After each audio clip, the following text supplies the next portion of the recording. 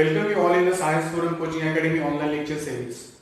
Today we are going to start part 4 of current electricity, which includes the discussion of Wheatstone's network, or we also call it as Wheatstone's bridge. We have special two conditions in our syllabus. First is unbalanced Wheatstone network and second one is balanced Wheatstone network. तर आपण कोणत्याही प्रकारचा वेळ वाया न घालवता या सेशनला सुरू करूया. ठीक आहे. आपण पार्ट 2 आणि पार्ट 3 मध्ये किर्चॉफ्स करंट लॉ आणि किर्चॉफ्स व्होल्टेज लॉ बघितलेला आहे. किर्चॉफ्स करंट लॉ आपल्याला माहिती incoming current is equal to outgoing current आणि किर्चॉफ्स व्होल्टेज लॉ आपण बघितलेला आहे. तो आम्ही त्यामध्ये साइन कन्व्हेन्शन्स पण सांगितलेले आहे. किर्चॉफ्स व्होल्टेज लॉ काय सांगतो? The summation off voltage drop across the resistance and EMF across the battery is equal to 0 for a closed loop. हे आपल्याला माहिती. ओके, आपण काही साइन कन्व्हेन्शन्स बघितलेले होते, तुम्हाला आठवत पण असतील. समजा हा रेजिस्टन्स R आहे आणि this is the conventional direction of current आहे. Then what is the voltage drop over here. बघा इथे ही लूपची डायरेक्शन आहे. मी तुम्हाला सांगितलंय कन्व्हेन्शनल करंटची आणि लूपची डायरेक्शन एकमेकांच्या जर अपोजिट असेल तर आपण व्होल्टेज ड्रॉप काय घेत असतो? Yes, positive plus IR. Okay, त्यानंतर कन्व्हेन्शनल करंटची डायरेक्शन आणि लूपची डायरेक्शन दोघांची सेम आहे म्हणून आपण काय घेणार? -IR. ओके, आता EMF समजा ही एखादी बॅटरी आहे आणि हा आहे EMF. लूप ट्रेस केलाय. आपण कसं घेणार? इथं 2 नंबरच्या प्लेटवरती ज्या प्लेटवरती जंप झालेला आहे तुमचा लूप ते घेणार आहोत. ठीक आहे. मग इथे काय तुमचं -E. या ठिकाणी बघा आता लूप आहे हा. This is battery. So second plate is a plus. So here we have to take a plus E. Okay. हे साइन कन्व्हेन्शन आपण किर्चॉफ्स व्होल्टेज लॉ मध्ये बघितलेले आहे आणि हे तुम्हाला आठवत पण असतील. ओके. यानंतर आपण व्हीटस्टोन्स नेटवर्क हे बघणार आहोत. ओके.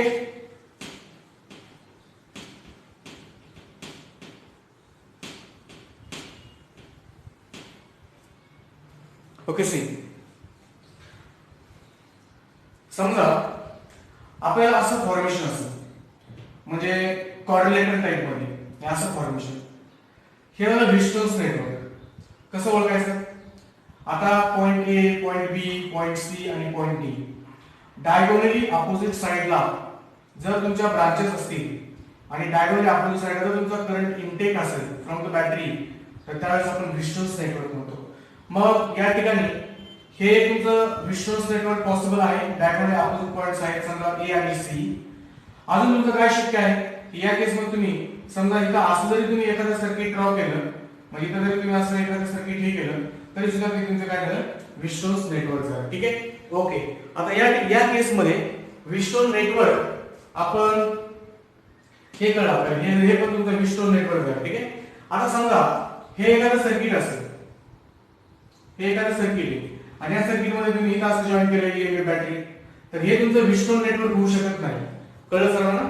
ठीक आहे. तर आपण सुरुवात करूया व्हीटस्टोन नेटवर्कला. Okay, let us start discussion of Wheatstone's network. मी तुम्हाला अगोदर सांगितलं आहे की आपल्या सिलेबस मध्ये व्हीटस्टोन्स नेटवर्कच्या 2 कंडिशन्स दिलेल्या आहेत.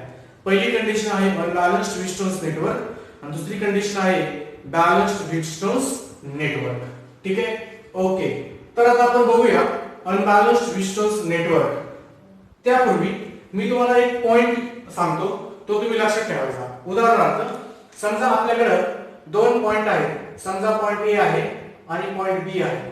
पॉइंट ए चं व्होल्टेज 10 व्होल्ट आहे आणि पॉइंट बी चं व्होल्टेज 6 व्होल्ट आहे. मला सांगा करंट कोणत्या डायरेक्शनला फ्लो होईल? From 10 volt to 6 volt. Current always flows from the high voltage to low voltage, right? Okay, now समजा जर ए पॉइंटचं व्होल्टेज 10 व्होल्ट असतं आणि बी पॉइंटचं जर व्होल्टेज तुमचं परत 10 व्होल्ट असतं तर करंट कोणत्या डायरेक्शनला फ्लो झाला असता?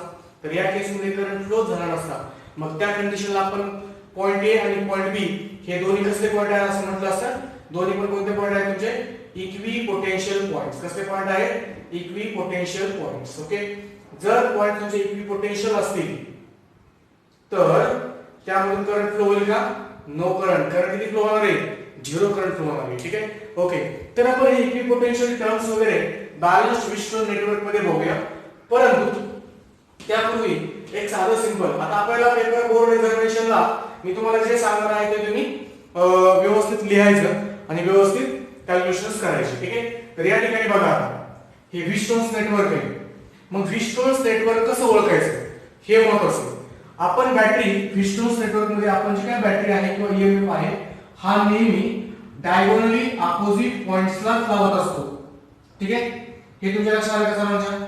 किंवा तुम्ही असं सुद्धा लावू शकता डायगोनल अपोजिट पॉइंट्स बी आणि डी ला इकडे सुद्धा सर्किट तुम्ही जॉईन करू शकता. लक्षात ठेवायचं. ओके. आता या केस मध्ये तुम्ही व्यवस्थित बघायचं. मी तुम्हाला पहिले सर्किट समजून सांगतो ते तुमच्या लक्षात येऊन जाणारच आहे लगेच. इथे आपण काय केले arrangement of resistances R1 R2 R3 and R4 in the form of quadrilateral. दिसतंय का तुम्हाला सर्वांना समजतंय का? ठीक आहे. ओके. आता आपण काय केलं A आणि C डायगोनली अपोजिट पॉइंट्स घेतले आणि या पॉइंट्सला काय केलं एक बॅटरी किंवा ईएमएफ सोर्स कनेक्ट केला थ्रू की के. सर्वांना समजलं? आता आपल्याला माहिती की इथं बॅटरी आहे. This is the direction of conventional current आहे आणि आता हा जो करंट आलेला आहे ऍट अ जंक्शन A हा करंट काय होईल तुमचा स्प्लिट होईल. कळलं सर्वांना? समजा पोटेन्शियल या ठिकाणी B चं पोटेन्शियल जास्त आहे D पेक्षा असं थोडा वेळ मानूया. ठीक आहे. ओके. मग आपल्याला माहिती करंट या डायरेक्शनला फ्लो होईल. इथे आपण काय केले गॅरोमीटर जोडलेला आहे. ही ऍक्च्युअली एक वायरच आहे. B आणि D च्या मध्ये आपण एक वायर ठेवलेली आहे. पण वायरवरून करंट जातोय का नाही हे चेक करण्यासाठी आपण काय केलं आहे काही सेन्सिटिव्ह गॅरोमीटर कनेक्ट केलेला आहे. सेन्सिटिव्ह गॅरोमीटर काय करेल डिफ्लेक्शन दाखवेल. ओके. मग समजा जर करंट या डायरेक्शन असेल तर डिफ्लेक्शन तो अपोजिट साइडला दाखवण्याचा प्रयत्न करेल. ठीक आहे. लक्षात सर्वांच्या? ठीक आहे. समजा करंट IG फ्लो होतोय आणि त्यामुळे डिफ्लेक्शनची तुमची डायरेक्शन तुम्ही दाखवलेली आहे. कळलं का सर्वांना? लक्षात आलं? डिफ्लेक्शन डायरेक्शन हे तुम्हाला माहिती आहे. आता आपण सिंपल कॅल्क्युलेशन्सला सुरुवात करूया. तुम्हाला किर्चॉफ्स करंट लॉ आणि किर्चॉफ्स व्होल्टेज लॉ माहिती. ओके. आता आपल्याला अनबॅलन्स्ड व्हिस्टोन नेटवर्क मध्ये तीनच इक्वेशन फॉर्म करायचे आणि त्याच्या बेसिसवर न्यूमेरिकल सॉल्व्ह करायचे. ठीक आहे. ओके. आता इथे बघा R1 R2 R3 R4 या ठिकाणी चेक करा R1 R2 R3 आणि R4 रेजिस्टन्सेस आहेत. आता आपण हा पहिला लूप आहे. मग लूप मध्ये आपण इथे लूप ट्रेस केला. ठीक आहे. Okay. Now at a junction A according to Kirchhoff's current law बघा इक्वेशन काय आहे ऍट अ जंक्शन A ला incoming current is I which is equal to outgoing current is I1 plus I2. ठीक आहे. हे पहिलं इक्वेशन आपल्याला लागेल न्यूमेरिकल सॉल्व्ह करण्यासाठी. 2 नंबर रेजिस्टन्स R1 आहे रेजिस्टन्स R3 आहे आणि हा पहिला लूप सर्किट फॉर्म झालेला आहे. क्लोज लूप म्हणूया आपण हे पहिलं क्लोज लूप सर्किट फॉर्म झालेलं आहे. बघा आपण लूप ट्रेस केला या डायरेक्शनला आणि आता आपल्या या दोघांना या पॉइंटला म्हणजे रेजिस्टन्स R1 चे अक्रॉस व्होल्टेज ड्रॉप काय झाले ही डायरेक्शन आहे convention current this is the loop direction both directions are same therefore minus I1 R1. okay so applying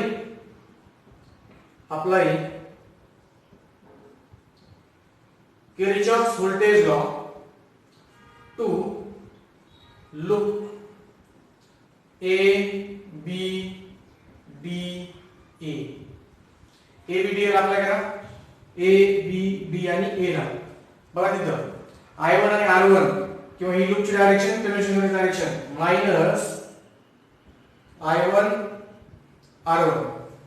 परत पुढे या गॅल्व्हॅनोमीटरचा रेजिस्टन्स आहे कॅपिटल G वरून येणारा करंट आहे IG लूप पण वरच्या डायरेक्शनचे पे हे दोघांची डायरेक्शन लूपची आणि करंटची डायरेक्शन कशी आहे सेम देयरफॉर मायनस IG आणि रेजिस्टन्स किती आहे कॅपिटल G. आता या ठिकाणी हा लूप ट्रेस करत आपण आता वरच्या डायरेक्शनला आलो. इथे करंट I2 चाललाय खालच्या डायरेक्शनला लूप चाललाय वरच्या डायरेक्शनला दोघांची डायरेक्शन कशी आहे एकमेकांच्या opposite therefore we have to take plus I2 आणि R3 is equal to 0. say this is equation number 2. समजलं सर्वांना? Okay. Similarly apply Kirchhoff's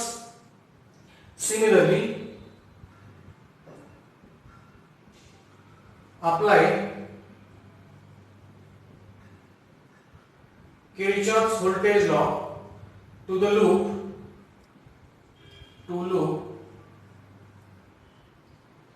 B C B B B C D आणि B साठी आता बघायचं प्रत्येक कंपोनंट ही आपण लूप ट्रेस केला आहे बघायचं करंट किती इथं I1 Ig रेजिस्टन्स R2 आहे म्हणजे व्होल्टेज ड्रॉप तुमचा काय असतोय हा करंट आणि R2 मल्टिप्लाय करायचा पण कन्व्हेन्शनल करंट डायरेक्शन आणि लूपची डायरेक्शन सेम आहे म्हणून आपण मायनस व्होल्टेज आणि मायनस करंट किती आहे या ठिकाणी I1 Ig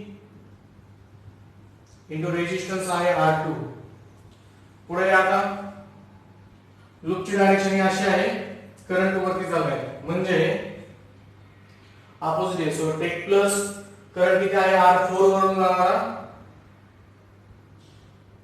I2 plus Ig एवढा करंट आहे R4 मधून जाणार इथं आहे R4 लूप वरती परत ट्रेस केला करंटची डायरेक्शन ही आहे लूपची डायरेक्शन ही आहे फॉर सेकंड नेटवर्क म्हणजे ऑपोजिट डायरेक्शन आहे प्लस काय इथं Ig G is equal to काय आहे 0 say this is equation number 3 तर हे होतं अनबॅलन्स्ड नेटवर्क अनबॅलन्स्ड नेटवर्क मध्ये आपण हे तीनच इक्वेशन्स वापरतो न्यूमेरिकल सॉल्व करण्यासाठी ठीक आहे ओके यानंतर आपल्या सिलेबस मध्ये आहे बॅलन्स्ड नेटवर्क परंतु या ठिकाणी तुम्ही लक्ष द्या आता तिथे आपण काय काय केले व्होल्टेज B आणि voltage D both are not same ते इक्विपोटेन्शियल नाहीत म्हणून त्यामधून करंट Ig जाणार नाही ठीक आहे आणि Ig करंट किंवा इथे जे काय आपण वायर कनेक्ट केली आहे B आणि D पॉइंट मध्ये या वायर मधून करंट जातो की नाही हे चेक करण्यासाठी आपण काय करत असतो सेन्सिटिव्ह गॅल्व्हनोमीटर घेत असतो सेन्सिटिव्ह गॅल्व्हनोमीटरने जर डिफ्लेक्शन दाखवलं तर आपण म्हणतो करंट फ्लो झाला लक्षात सर्वांच्या ओके आणि तर त्यामुळे आपण हा सेन्सिटिव्ह गॅल्व्हनोमीटर घेतलेला आहे जर पॉइंट B आणि पॉइंट D हे जर इक्विपोटेन्शियल पॉइंट असते तर यामधून कोणत्याही प्रकारचा करंट फ्लो झाला नसता आणि त्या केसला आपण नल पॉइंट किंवा नल डिफ्लेक्शन असं म्हणतो समजलं सर्वांना ओके यानंतर आपण पुढे बघणार आहोत किर्चॉफ्स यानंतर आपण फिस्टोन्स बॅलन्स नेटवर्क चेक करणार आहोत या पॉइंट वरती आपल्याला भरपूर प्रमाणामध्ये न्यूमेरिकल्स बोर्ड एक्झामिनेशन आहे okay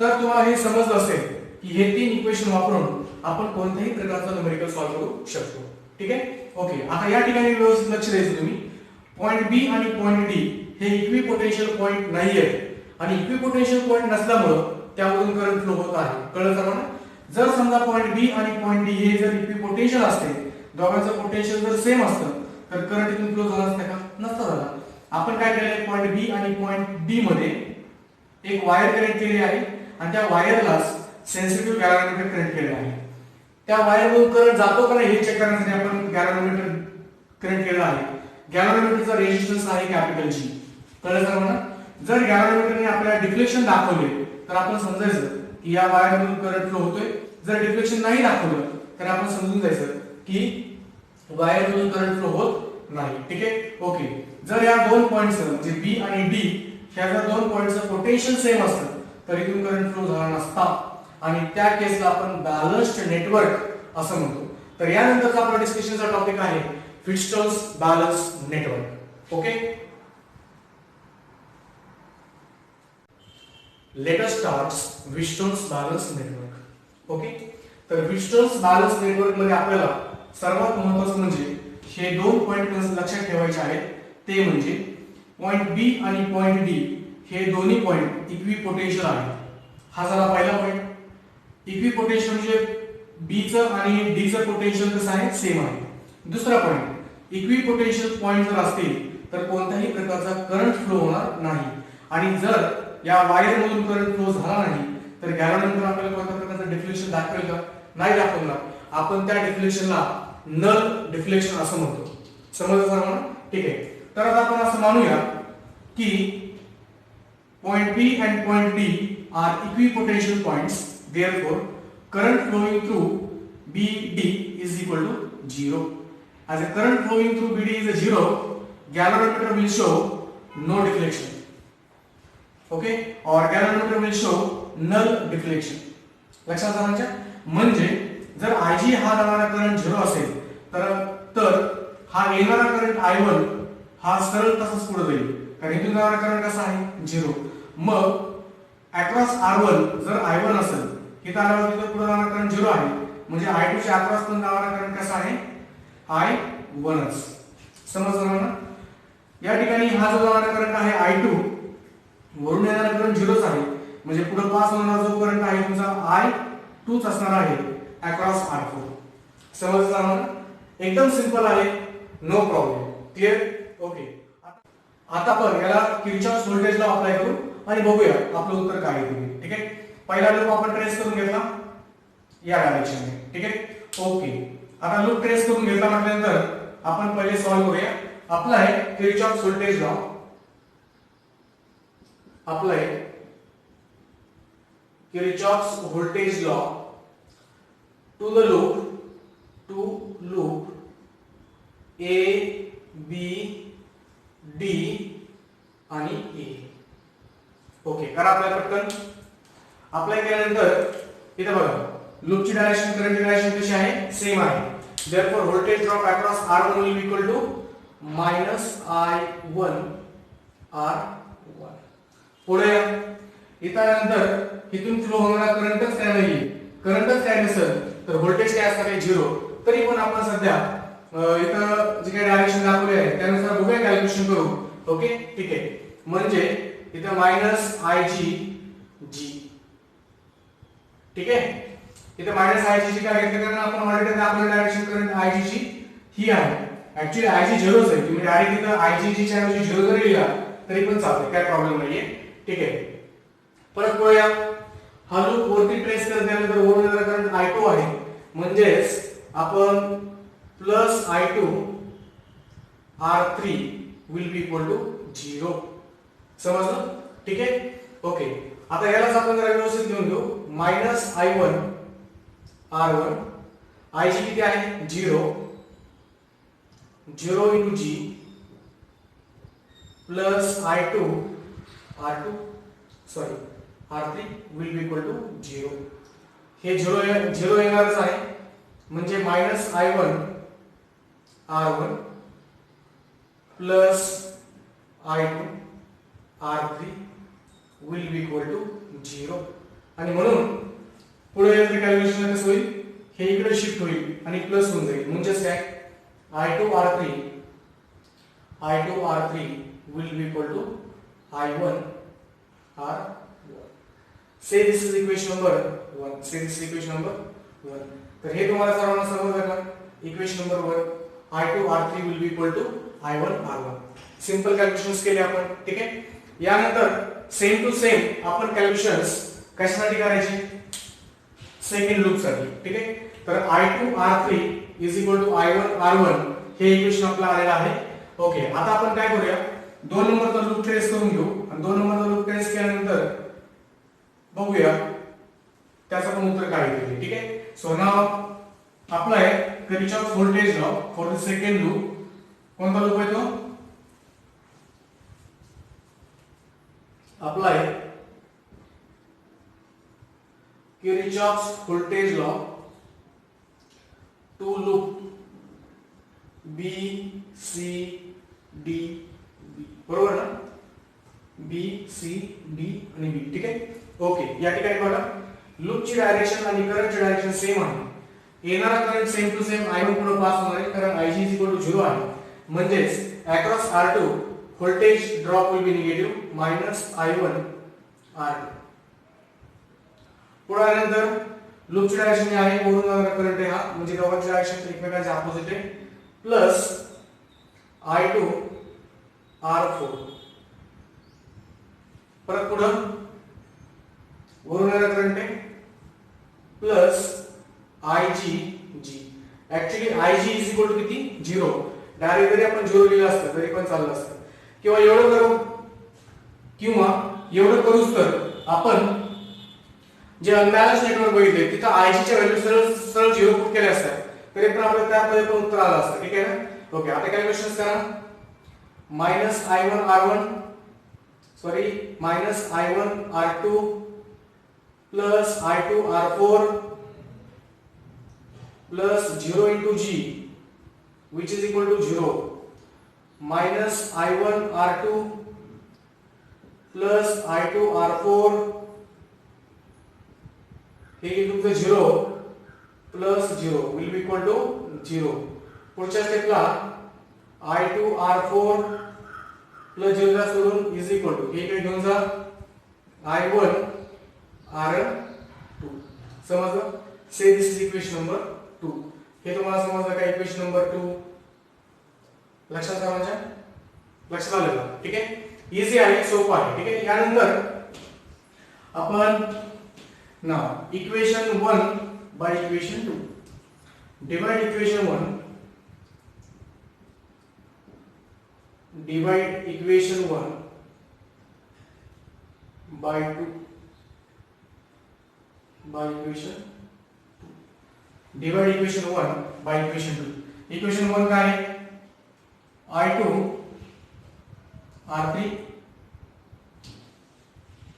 is equal to I1 R1 I1 R1 हे equation 1 होतं. 1 by 2 करायचं ना आपल्याला. इक्वेशन 1 बाय इक्वेशन 2 काय करायचं I2 R4 which is equal to I1 R1 upon I1 R2. समजलं सर्वांना? ठीक आहे, कॅन्सल करून टाकू आपण याला आणि काय शिल्लक राहिलं आपल्याकडे फक्त रेशो शिल्लक राहिला कोणाचा रेजिस्टन्सेसचा. Here what we will get R3 upon R4 which is equal to R1 upon R2. समझ R1 upon R2.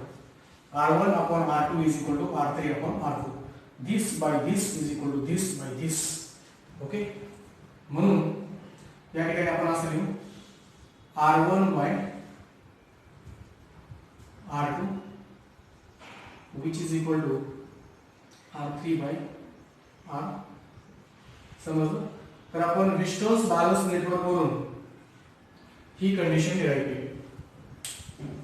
तुमच्या सर्वांच्या लक्षात आलं असेल. आता आपण मेन यूज काय होता विस्टोन्सचा ते बघूया. जर आपल्याला R1 R2 R3 हे रेजिस्टन्सेस माहित असतील तर आपण उरलेला रेजिस्टन्स R4 फाइंड आउट करू शकतो. So the main function of Wheatstone's network is to find out unknown resistance in the circuit, to find out unknown resistance in the circuit correctly. ठीक आहे, तर या ठिकाणी आपलं हे विस्टोन्स बॅलन्स नेटवर्क झालेलं आहे.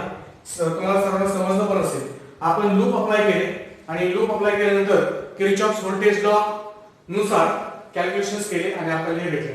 यामध्ये सर्वात महत्त्वाचे 2 पॉइंट आपण लक्षात ठेवले ते म्हणजे इक्विपोटेन्शियल पॉइंट्स जर असतील तर त्याच्यामध्ये असणारा जो काही तुमचा व्होल्टेज डिफरन्स आहे हा व्होल्टेज डिफरन्स 0 असणार आहे, पोटेन्शियल डिफरन्स 0 असणार आहे.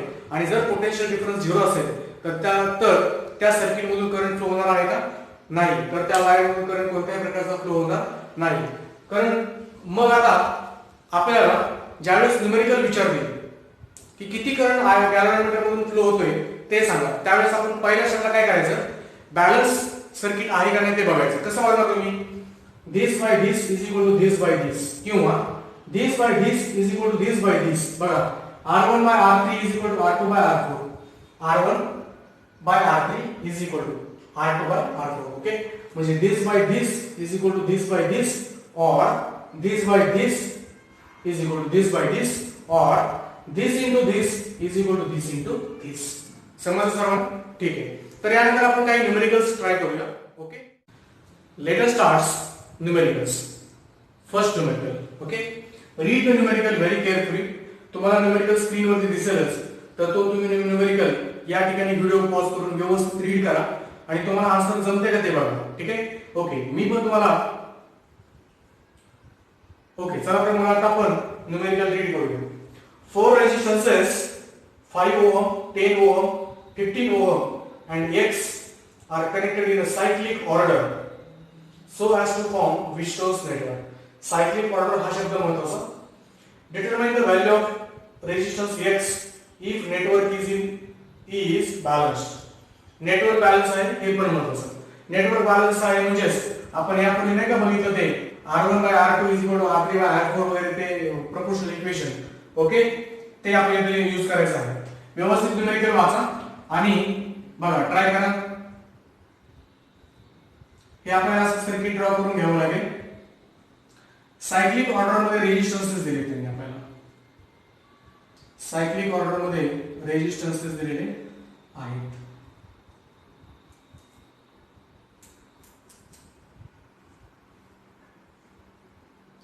आणि जे सर्किट आहे ते बॅलन्स्ड आहे म्हणजे इथून कोणताही करंट लागणार नाही. Galvanometer will show null deflection. ठीक आहे. तर R1 इज इक्वल टू किती आहे या ठिकाणी? R1 is equal to 5 ohm. R1 is equal to 5 ohm. R2 is equal to 10 ohm. Okay. R4 is equal to 15 ohm and we have to find out X, that is nothing but R3 is equal to X ohm. Cyclic order मध्ये रेजिस्टन्सेस आहेत म्हणजे हे आहे तुमची cyclic order. ठीक आहे. 5, 10, 15 आणि X ohm. ठीक आहे. तर या ठिकाणी आपल्याला असं दिलंय की सर्किट बॅलन्स्ड आहे. बॅलन्स म्हणजे इथून जाणारा करंट तुमचा 0 आहे. म्हणजे आपल्याला न्यूमेरिकल सॉल्व करत असताना कसं करायला लागेल? According to balanced condition, according to balanced condition,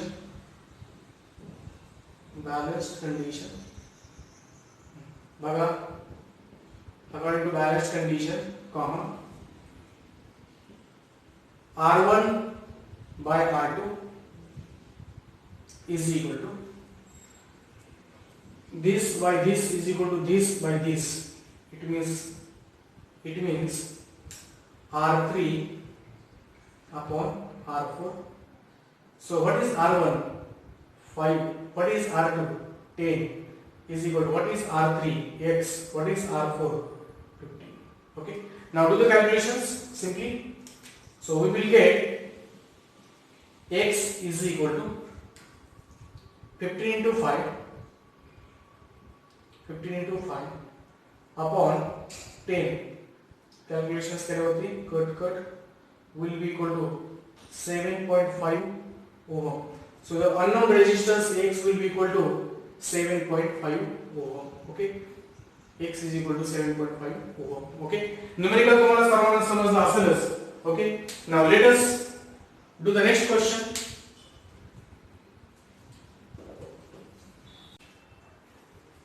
Okay. Let us read the question number 2.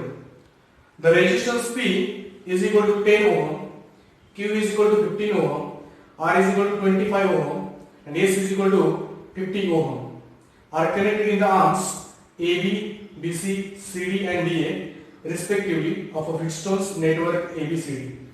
तर आपण हे काय पहिले सेंटेन्स दिलेला आहे, पहिल्या सेंटेन्स वरून नेटवर्क ड्रॉ करण्याचा प्रयत्न करूया. ठीक आहे. आपल्याला माहिती व्हीटस्टोन्स नेटवर्क म्हटलं की आपण काय करत असतो?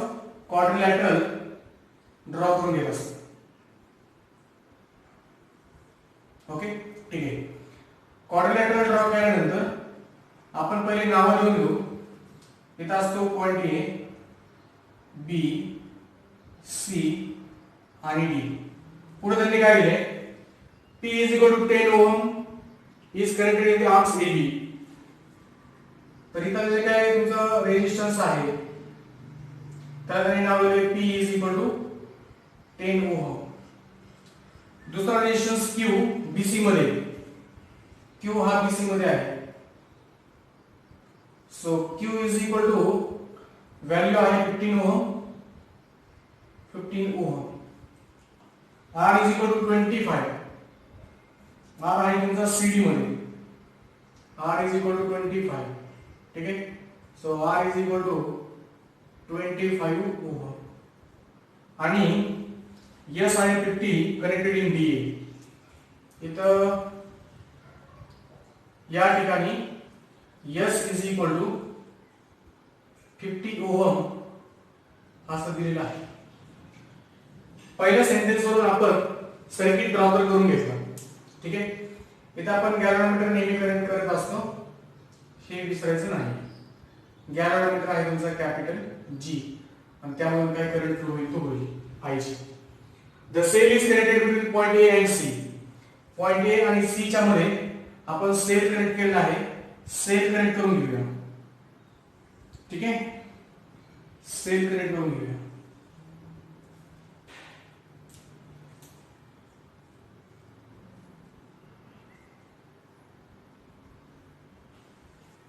Okay.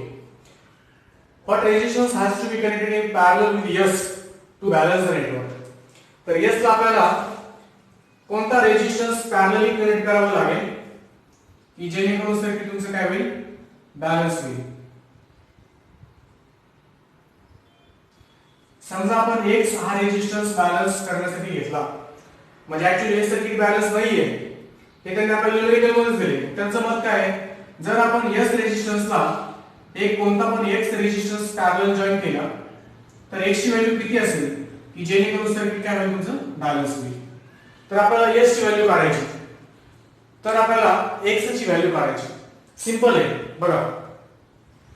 this upon this is equal to this upon this. What is this? This is parallel combination of S and X. जर रेजिस्टन्सेस पॅरलल असतील तर आपल्याला माहिती इफेक्टिव्ह रेजिस्टन्स आपण कसा काढतो, 1/Rp is equal to 1/R1 plus 1/R2. हे आपल्या इक्वेशन 11 मध्ये झाले. या ठिकाणी आपण इफेक्टिव्ह रेजिस्टन्स या दोघांचा कसा काढणार, या दोघांचा इफेक्टिव्ह रेजिस्टन्स बघूया, आपण कॅल्क्युलेशन करूया. इफेक्टिव्ह रेजिस्टन्स कसा काढणार, effective resistance between A and D is given by 1/Rp will be equal to 1/S plus 1/X. Therefore 1/Rp will be equal to, calculation करा, X plus S upon S X. Therefore Rp will be equal to S X upon X plus S. Say this is equation number 1. लक्षात ठेवायचं. आता आपल्याला calculation मध्ये कसं होईल, P upon Rp या दोघांचा जो इफेक्टिव्ह व्हॅल्यू आहे, या दोघांच्या ऐवजी फक्त आपण काय लिहू शकतो, Rp. म्हणजे P upon Rp is equal to Q upon R किंवा P upon Q is equal to Rp upon R. समजलं? This by this is equal to this by this, or this by this is equal to this by this, or this into this is equal to this into this. माहिती आपल्याला सर्वांना already, right. मग आता आपण यापैकी कोणती पण एक कंडिशन घेऊ. By balanced condition,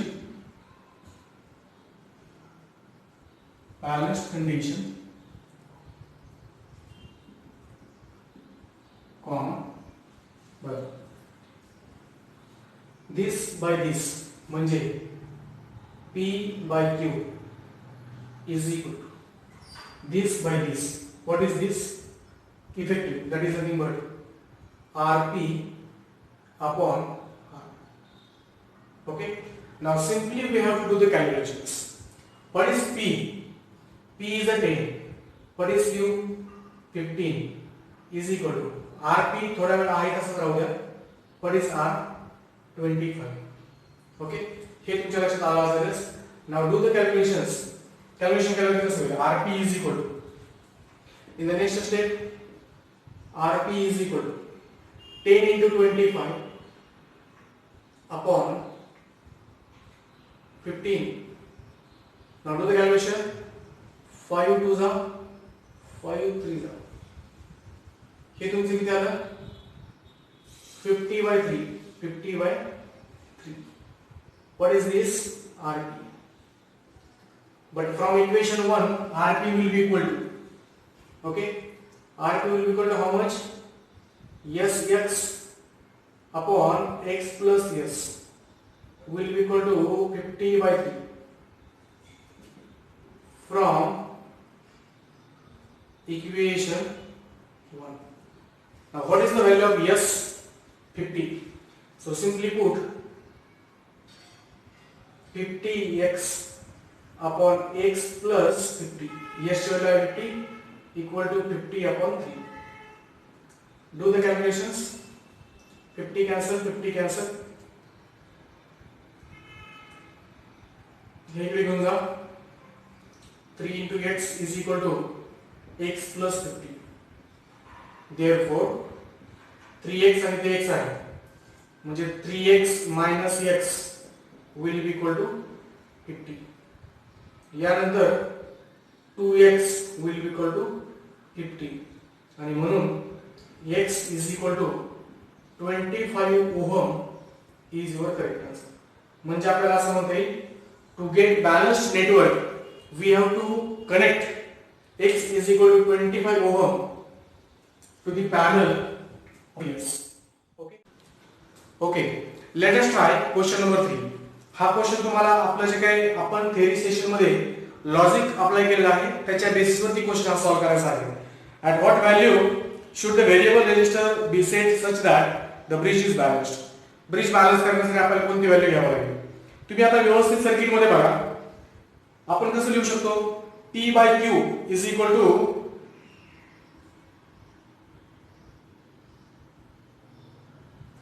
okay. तर सर्किट मध्ये जर तुम्ही व्यवस्थित बघितलं तर आपल्याला कसं लिहायला लागेल?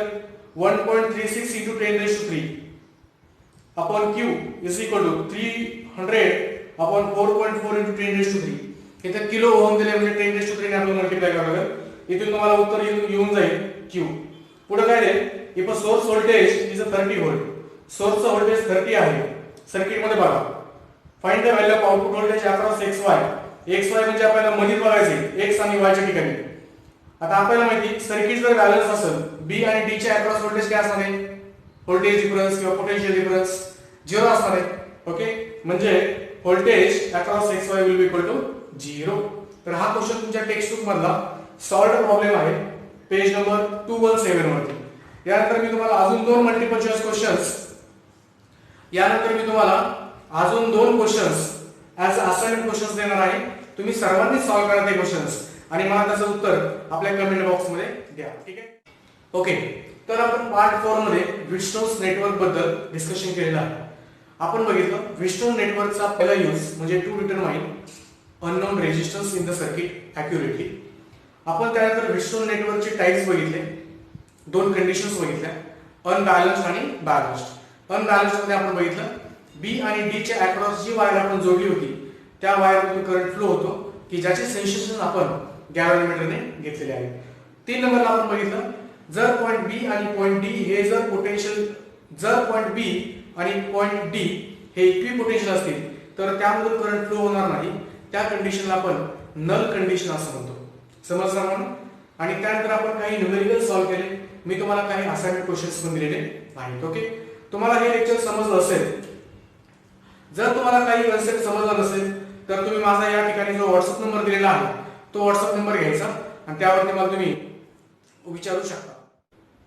आता 15 जून पासून आपण फिजिक्स, केमिस्ट्री, मॅथ्स आणि बायोलॉजी या चारही विषयांचे जे काही लेक्चर्स आहेत हे रेग्युलरली अपलोड करत जाऊ. तुम्ही रेग्युलरली ते वॉच करत जा आणि तुमचा जो काही स्टडी आहे पॅरलली चालूच राहू द्या. अजून आपण इयत्ता 10वी चे सायन्स आणि मॅथमॅटिक्सचे लेक्चर सिरीज पण सुरू करणार आहोत. ठीक आहे, ते पण आपल्याला 15 जून पासून अवेलेबल होतील. ठीक आहे, धन्यवाद.